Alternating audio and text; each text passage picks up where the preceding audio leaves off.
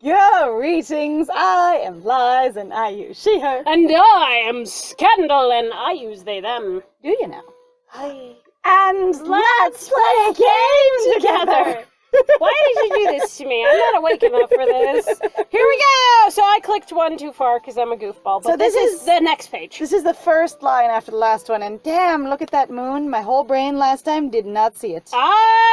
It's very pretty. I looked looking at it going like, it's very pretty. It really is, and I literally just did not see it. I was like pillars and stars and... decide where I have seen this set piece before because it's a really good set piece. Like this particular imagery, you know, of pillars and water and the moonlight. Moon, like, and then the grasses. Like it's like really feels familiar. It feels really familiar, which doesn't make it bad. Familiarity is not bad. Anyway, the High Priestess nods, a smile in her eyes because we unarthed her fist in the last one. Because what we did was we forced our hand into Nadia's fist, making her fist relax so we could do the hold. The hand hold. We defisted her. We defisted her. It's defistination. Defistination. Defistination? Defistination? I don't know. I say, we didn't throw her out a window anyway. We did not. It doesn't work. Right. You have changed, my dear. I can't do this.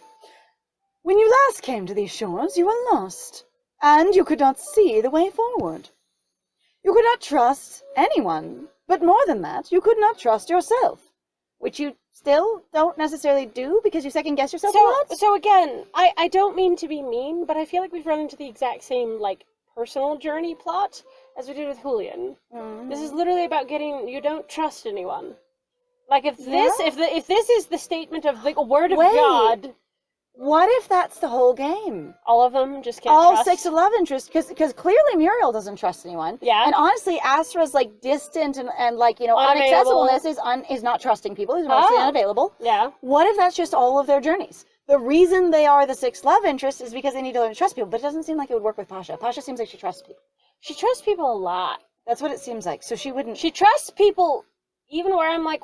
Why did you trust them? Why did you trust them? Like, even just with us, why do you trust us? Well, my lady trusts you. That's not a reason to trust me. So it worked for half a second. Is it because I don't look like a villain? Because I gotta tell you, Corazon looks like a villain. I was like, maybe it was just because of the first 3. Maybe their primary concept for the game when they only had 3 roots was just, all of these people have trust issues. They're all emotionally unavailable, and you're going to help them all become emotionally available and learn to trust.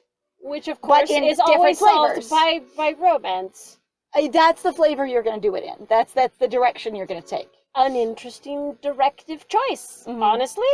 But so also, again, people don't have to do that. It can be one of those things going, that doesn't have to be for you. So next time you meet a man who's emotionally unavailable and has trust issues, you know what to do! The Arcana, TM.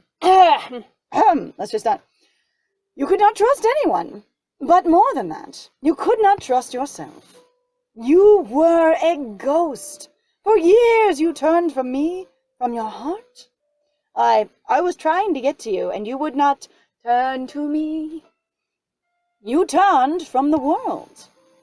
Okay, so I'm gonna say, for me, I didn't get that impression really of Nadia much at all. That she's like turning away from the world? It seems like she's really tried to be involved in the world. The thing is that she's not accessing the world, is her problem. She still doesn't understand that she's a part of the world, even though she's in the world. Okay. So hang on. No, go ahead. So I'm literally going, the word of God, which quite literally is basically one of your deity, spiritual, overreigning forces, going, this is your problem. Okay, so I would take that above everything else. This is the issue. That's probably a pretty good source. Yeah. I would say, again, like, I wish they would let us actually see that. Again, let's actually see Nadia do stuff, being successful, being a part of things, blah, blah. So, again, like, her complaining just mostly comes off as complaining. More than, like, oh, I can't do these things, I don't know anything. Like, Julian's biggest thing I always thought was just, like, you're reckless. It wasn't that he didn't trust people, he was just reckless and self-obsessed. And real depressed. Self-destructive because of depression, but that leading to recklessness. But like I was just saying, like, I didn't ever really understand what they're trying to do of going, no, you just need to trust people. I'm like, this is a weird point that you're trying to make, because it doesn't seem entirely it's about trusting people. it's literally about getting off your own ass. Like, everything else seemed to center around that until it came down to basically, I guess, The Wire, and then it suddenly was all about, you just need to trust people. In this case, I'm guessing what they're referring to is not trusting Portia, and not trusting her sisters. Now, she seemed to trust the courtiers just fine until we cast doubt on them. She didn't seem comfortable with them, but she seemed to trust them, if you will. Right. So, I said, so that wasn't a problem. Yeah. I would say, and she definitely seems to trust the townspeople. Like, she thinks they're beneath her, but she has no suspicion of them. Yeah. I say, but so who does she need to trust? But the two, right now, biggest forces in her life, if we're correct in interpreting that she really basically has a romantic interlude of some kind, acknowledged or not, with Portia, is Portia, her only friend as far as we can tell, and all of her sisters, the only, family she's ever been involved with, because as far as we can tell, both her parents were completely absentee. Not that she didn't meet them and they weren't around, but they just weren't involved. And not necessarily that's a bad way to grow up. That is just a certain level of your parents were involved. Well, and the thing is, statement of fact. That doesn't have to be bad unless people say it has to be bad, you know? Anyway, so one of those kinds of things. But yeah, those are the only examples that I get of her not trusting people. What I get more is, again, this insular worldview where she's disconnected from people. Yeah. But if our high priestess is one of those wise sage archetype characters, okay, then what she's going to be, as it were, is this sort of figure that approximates things in dramatic interpretive language. Right. So what your problem is that you're not real. What your problem is that you have no experience, that you haven't lived. What your problem is you don't trust. It's going to be these huge generalizations that encompass the whole thing and aren't actually closely, specific and knife-like. It's going to be one of those things of going, well, if you don't understand the statement, then I can't explain it to you. Except for that, I have actually always laughed about that, and people have mentioned that's actually one of the way that, for example, psychics take advantage of people, is because they make a very broad general statement. Because on average, they're right. You don't trust very easily. Most people don't. Believe it or not, you're not like other girls. Believe it or not, most people are, quote, not like other girls. Because the thing is what you're combating is a societal stereotype / archetype. You're not actually battling real people who actually look like that if you're going to go with the whole, I'm not the pretty blonde girl who's incredibly, whatever, and that particular experience. I have one experience with a psychic, because someone that I knew went and saw a psychic at one point because he was real distressed, and someone's like, oh, you should go see this person, she's amazing. And the thing is what she led in with was, the thing that happened to your car. Vague as anything. And he's like, and a thing did happen to my car, a really big thing, a couple of months ago. And almost all the time with anyone who I've ever known to own a car, there's always something that's happened to your car recently. Yes. Like, whether it's I bought a new one, whether it's I need to get the oil changed, whether it's I just got the oil changed, whether it's a tire went flat, whether it's I need to buy new tires, whether it's the suspension just went out or the serpentine belt broke, something is always going on with your car. Period. Yeah. Anyway, so vague generalization, and then he latches onto and tells her the thing, and then she goes from there. Which makes this sort of stuff always really hilarious when you go back and you look at stuff for, stories where they go, here's broad generalization. You're like, oh, I relate. You're like, but it's actually so broad so that you will relate and insert yourself into it rather than it actually being specific. Sort of like a blank MC. Oh, sorry. Oh, yeah. The high priestess makes a soft cooing sound and walks towards us. Her fingers, that's mourning doves. I said cooing. It didn't say hooting. It did say coo. She's not actually an owl. She just looks like one. Which is really... Okay, so the thing that I think is really funny is actually people have pointed out, everybody goes, oh yeah, owls going, going, They don't really do that. Most of them will make really strange noises, or it's like screaming monster sounds. They screech. They screech. Owls are amazing. It's actually really funny too. So, actually, I think it's horned owls in particular. There's a beak clacking behavior that some of them will participate in. They actually talk about that they can snap their beak so hard they can be heard upwards as a mile away. It's amazing. It's bonkers how loud they are. It's great. They are loud like units. Her fingers brushed lightly over Nadia's forehead, pushing her hair away with a gentle gesture. Is Nadia's hair usually on her forehead? Apparently, it's on her forehead right now. I never realized. I'd always thought it was, like it did pulled back. Pulled back. Yeah. Yeah. They've been looking at the art that I was doing. That's all. Okay, that's fine. I was like, I was under the impression that Nadia's hair with the, specifically with the hair clips, is like consummately pulled away from her forehead. Yeah, no, I know. Like, yeah, okay. But now, You have grown so strong, and you already know what you must do. See? Like, absolutely, parted down the center, the luscious center part, as TikTok says. Where would you brush it away from her forehead? Yeah. That's okay, I don't know. Nadia swallows hard and turns to me. You're right. High Priestess, I know what to do. Put the past behind you, get no answers or no solutions. The fact that you're dwelling on this is your fault. Just stop being depressed. That's what I'm hearing. Thank you. I think I needed to hear that. On the other hand, there is a merit to going, someone that I see, that I trust, is far more powerful than me, if they tell me I can move on, I can then move on because I trust them. So, because I believe their greater knowledge. So, no, and I totally get that. Actually, at some points, my friend has even pointed out once or twice to me of going sometimes, like, so I have a poor relationship with my parents, particularly my mom, even though in a lot of ways I should probably have both in various reasons. So, one of the big things is they were like, is she was explaining to me going like, I feel like at one point, like what you really keep looking for with your family is looking for basically validation or acceptance. And I've been kind of vaguely thinking about it and kind of going, because sometimes my parents have actually been like, we are actually sorry. Mm-hmm. What more do you want? And I find myself still going, but it doesn't retroactively go back and fix anything. And it's actually one of the most despairing sort of feelings going, I cannot change what happened. This pain, that experience, regardless of whether or not it even exists, like, because it doesn't, it's gone. That life is over, basically. Mm-hmm. That experience, that me, that tiny scandal don't exist no more. All you've got is your current self. All I've got is my current self, and it's really strange to go, what do I do now? And also, what am I really looking for? But that's the thing I'm kind of wondering with her, going, right, this thing, I'm like, how do people actually just do that? Going, this one person validates me, because I've always heard stories of people go, I got validated, and they're okay for a while, until basically they just sort of hit similar roadblocks because they didn't actually deal with the issue. They go, I got the validation, and then I started tripping, and I'm going, what's wrong? So I'm pretty sure, I'm going to double check my author really quick before I quote this, because this is something that is valuable to me and that I have enjoyed. Let's see. My friend, doing the Google, doing the searches, we can do it on screen.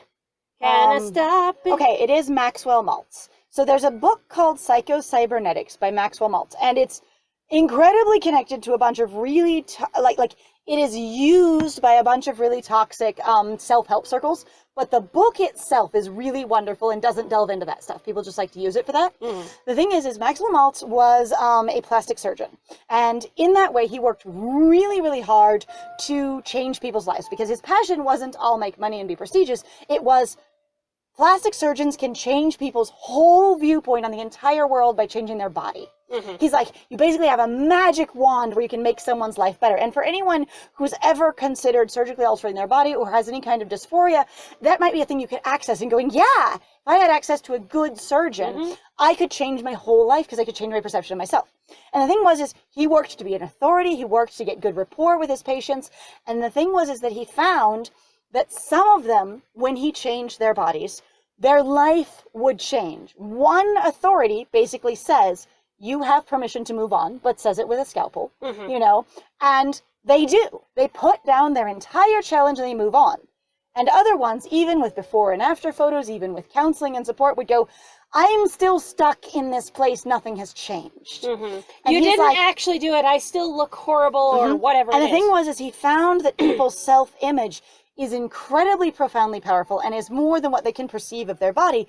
But what he came down to a lot was also when they can trust someone, when they see someone as an authority, they'll often be able to move past things if that thing is physically, mm-hmm. Isn't actually present in their life, is it's produced by them. Mm-hmm. But if it's produced by an outside force and somebody goes, I give you permission to move on from it, then it won't happen. So the thing my friend was talking about is going, the authority, the wise person says, you can move on. You go, great. And then in the next 2 years, the same thing, gets in your way and attacks you emotionally and challenges you over and over mm-hmm. again.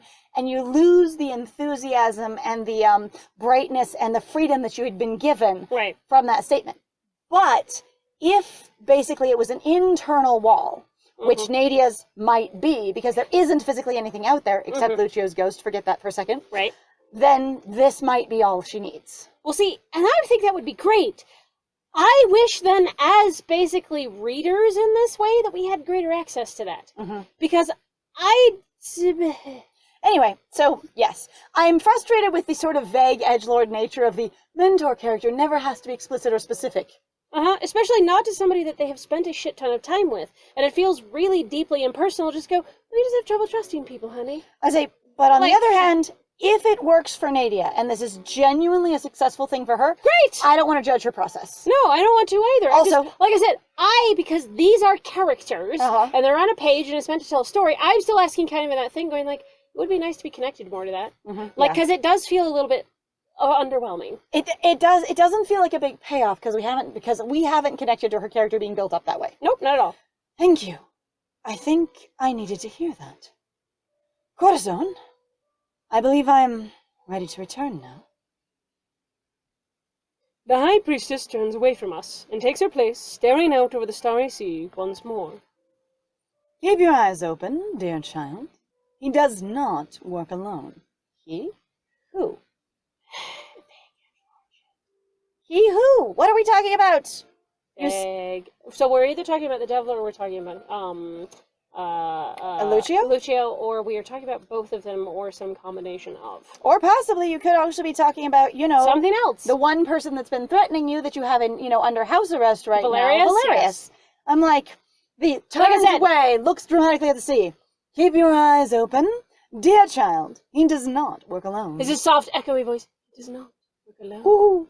Woohoo! Ooh. Yeah, And do visit again soon. Your character does not interact. As the High Priestess finishes speaking, the world around us begins to distort like rippling water. Speaking the world, I love it. Speaking the world, falling away. I also am like, yeah, Corazon or the MC has no opinions on any of that. No thoughts, not even a physical gesture of I squeeze her hand with assurance, or I nod with encouragement, or anything. And then also, we will probably never fucking talk about it either. Mm-hmm.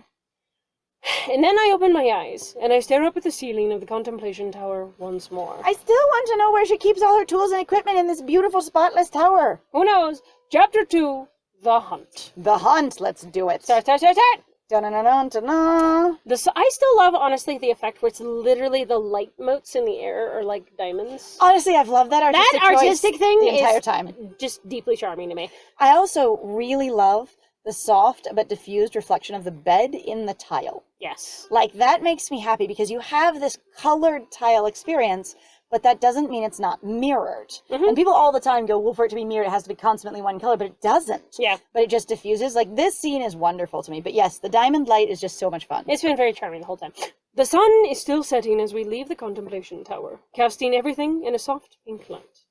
There's a contemplative look on Nadia's face as she moves in front of the windows, staring out into the distance. I've come from the contemplation tower. I feel contemplative.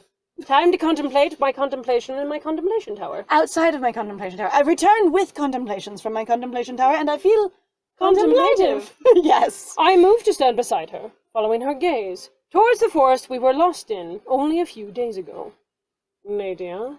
We're just staring and looking out the window. We were lost in a forest? Do I not remember this? Oh, the one where the cart broke down. Right. I forgot we were You forget, like, the whole area is, like, this big, but also seemingly this big, but also, like, this big. I forgot we were actually lost in the forest, as opposed to our cart broke down and we just followed the damn track. That's okay. Because, like, I didn't get the impression of lost so much as lost our transportation. I didn't either, but It's because okay. Astra's just going to use a random path, he wouldn't use either, like, animal pathways or actually, paths that people make. You know what's really good?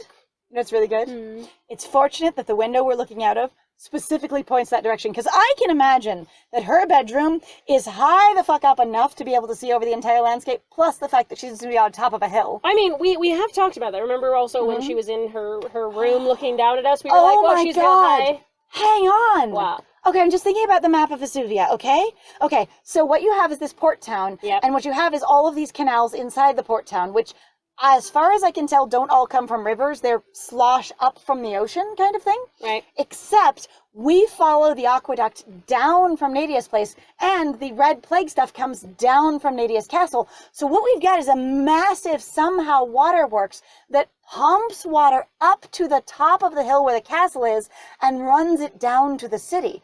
Because otherwise she wouldn't have a giant-ass moat and water and stuff at her castle because it's on top of a fucking hill.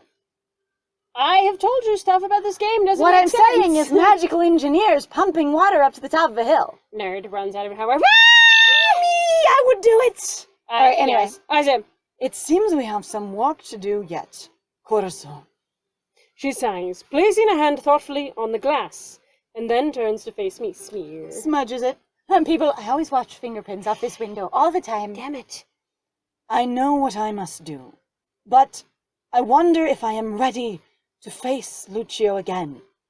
Yeah, what? Nadia, I don't follow your logic, but it's okay, we're not in your head, this is fine. The High Priestess said I turned from the world. I didn't want to believe her, but in my heart, I knew it was true. Why didn't you then have a confrontation with her there, where you instantly just go, I believe? Well, I Was know that all it's that's true. supposed to be her resistance then? Going, don't I deserve justice? Isn't murder illegal? I'm like, was that you resisting? I guess, and then and then basically the High Priestess going, as all the wise sage mentor characters do ever in fantasy, you're focusing on the wrong thing. Here is the truth, dear. And let me vague blog it at you. I Yes. won't be really specific. The truth. By the way, truth. Truth. Self. Truth speaking. I speak truth. I speak it. The person I was in the past let everything fester. I spent every day floating through life, afraid to try. The parts of it that I remember. I'm sorry. Because you I'm gonna- literally, we have no timeline other than you just came to Vesuvia, you left your family, you came to Vesuvia. Well, when you say the last thing I remember is arriving at the bridge before ever entering the castle, I assume, one, you have no memory of the interior of this castle at all, except for the vague, apparently patchy memories that you've gained back since starting this route. Which could mean anything. But I also don't know what you remember before that, because again, I can only assume that you left your family to come straight here. Not that, like, I was a feisty 16-year-old and I went out to make my way in the world as one of the crown princesses of the Empire. Mm-hmm. And then Or at least the Prochran Empire, because who knows what the other one is. Well, the thing is I don't know how much is involved in the Empire. Empire specifically is more than one No. country/state, what have you. I understand. They have multiple kingdoms inside of an empire. That It's way, totally exactly. a thing. But the thing is, I'm just like, I'm just baffled. Anyways. It's okay. It's fine. Nobody talks about any of the politics or any of the countries other than Prochran or Vesuvia. All the other countries that existed on that map do not exist.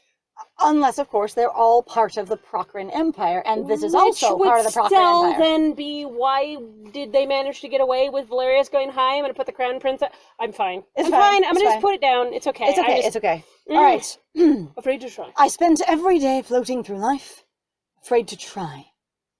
It suited Lucio's whims, of course, which you now remember? Wait, what? If I did not get in his way. He encouraged my apathy. Hey, are you talking about the way you basically didn't endorse his blood sport and murder? You were just apathetic to it? Because I have asked that question of going, all right, so What did you do? if he ran the Colosseum with basically murder and you were just there for it. Okay, so historically speaking, Mhm. how did you get encouraged to have apathy? Because what I know is that drugs usually are involved. Like, you ply someone with alcohol, you ply them, like, with morphine, or like, morphine adjacent, so, like, opiates, so I suppose you opium. I'm familiar with that one. You can also encourage someone's apathy by essentially rewarding it. The less involved they are, the more you basically give them attention and gifts and stuff like that. And so you sort of slowly condition them to be less interested in the stuff going on. And whenever they're there, being involved in the stuff going on, you're more cool to them, you're less involved, you give them less privileges and stuff.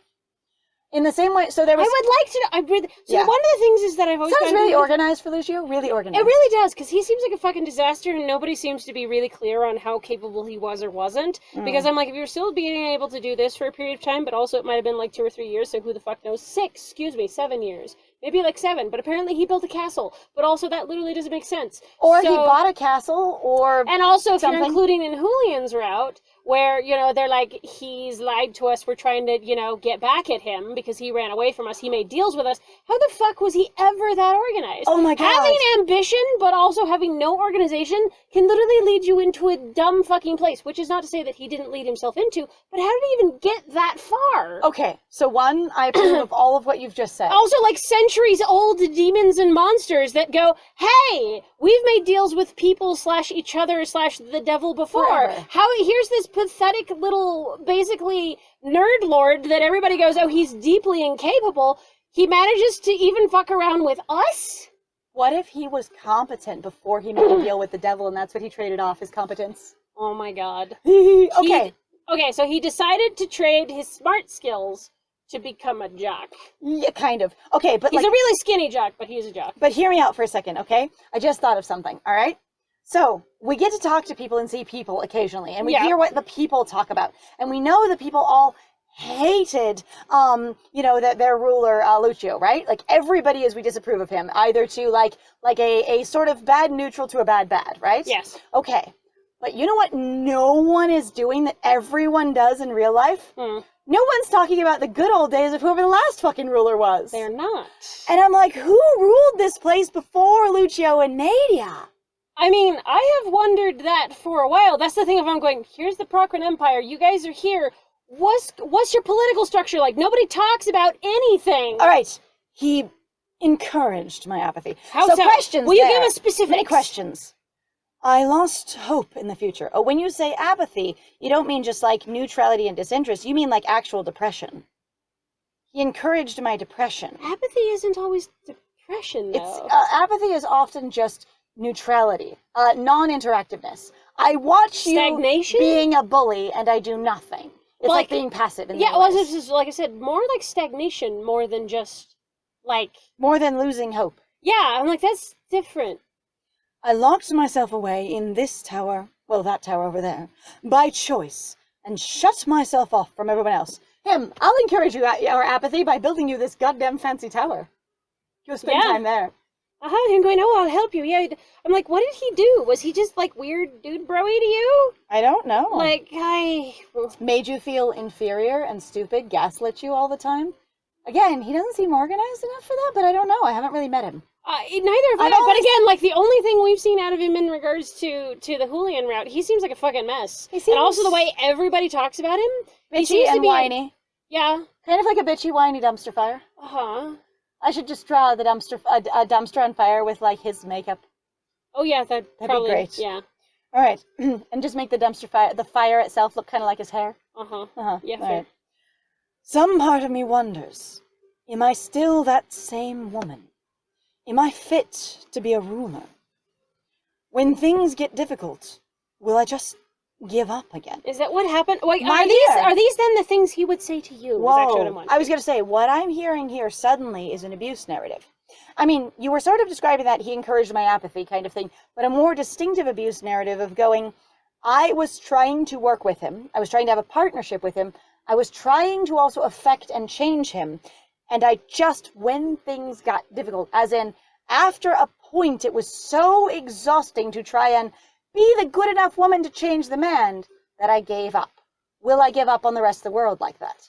Right. Like, do you see that narrative that I'm kind of hearing that? I wonder also if it was a thing, like, so I've run into some people where they're like, yeah, they were great, and then they got involved basically with a relationship with a guy where they're like, no, he's really great, he really fits, we really get along well in this really specific area, but in all the rest of it, it's this sort of, I'm spending so much time basically trying to make him acceptable, trying to make him interact with people. Babysitting him. I'm babysitting him. Though a lot of cases, what would happen, though, is the guy would turn it around on them and go, I'm having to take care of you all the time. I'm having to do all these things for you. You know, you're just really incompetent because you're so socially unacceptable. asshole. And I have to cater to you all the time, and I have to accommodate you all the time. And it's like, oh god. So they would flip it around, like, so I guess just gaslighting? As I say, anyway, it sounds like a lot of that based on what she's describing, of going... But the thing is due to the fact, okay, so if you're being correct for how literary narrative works, she hasn't said explicitly that these are Lucio's words. So which is why I'm going, can you give us some concrete shit of what he actually did, other than going, he encouraged my apathy. That is the only thing we have on that. And the thing is we're not here to troubleshoot her relationship, so she's probably being vague because it's not actually important. She's just, as she has this entire time, she's having her own experience. Yes. Which Give sounds... up again. Oh. People can change, it was Lucio's fault. Oh my god, we're not going to blame... We don't care about Lucio. Of course we're going to talk about her. Will I just give up again? Oh, it was all Lucio's fault. Doesn't even make any sense. Yeah, like, what? For Corazon. People can change. If what you were was a powerhouse when you were young, and then when you were married to him, you learned to be apathetic and give up on stuff, and now you're wondering if I'm still going to be like that. Wait, what? People can change. You don't have to be that kind of leader anymore. Wait, what? That wasn't what she was saying at all, I didn't think. I guess. Was that what we were What? She was talking about, as a leader, beside and with Lucio, I was apathetic? What? I didn't quite catch that. I see it now, but I didn't quite catch it. Okay, sure.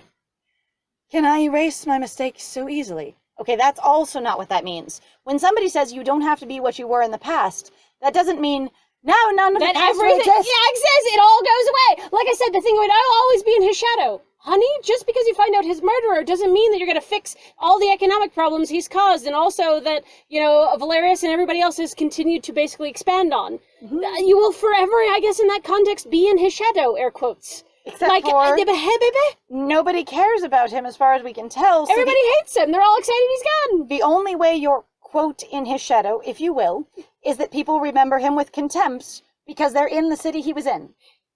Whatever. Anyway, so we're going to erase our mistakes in the next one. Oh, we're going to erase all of our mistakes. Yeah. Exactly that easily in the next one. Poof. I will instantly be wealthy. Goodbye. So thank you very much, everybody, for joining us. Oh my God. If you like what we do, please feel free to like, comment, subscribe, and also share our videos. It helps us actually in regards to the algorithm, because it lets the algorithm of Google know that we exist and that people like our stuff. And so if you interact with it, it do things for us. It does. Even if it's just telling us you don't like our stuff, guess what? It helps. It's true. Any and all interactions, all publicity is good publicity. Which is really weird. Anyway, we do genuinely love hearing from you. We do, especially. Like I said, though, as we have said before anyway, please do keep it spoiler-free. We are trying to do this as spoiler-free as possible. This is getting much harder as we've got along. It is. Just to be perfectly honest. But we are doing our best. So, other than that, though, also, if you want to support us more directly, please feel free to go check out our Ko-Fi, our Patreon, our Twitch. We have Instagram, we have Tumblr, we have Twitter. We would love to see you there. And I have been Scandal. And because we have mentioned it every now and then, I'm going to say thank you to our 2 top Patreons, which as far as I know are our only patrons at this point. Delta Whiskey and Palm. Yay! Thank you so much. We appreciate you. Yes. And I have been Lies. And it was great playing with you. Bye.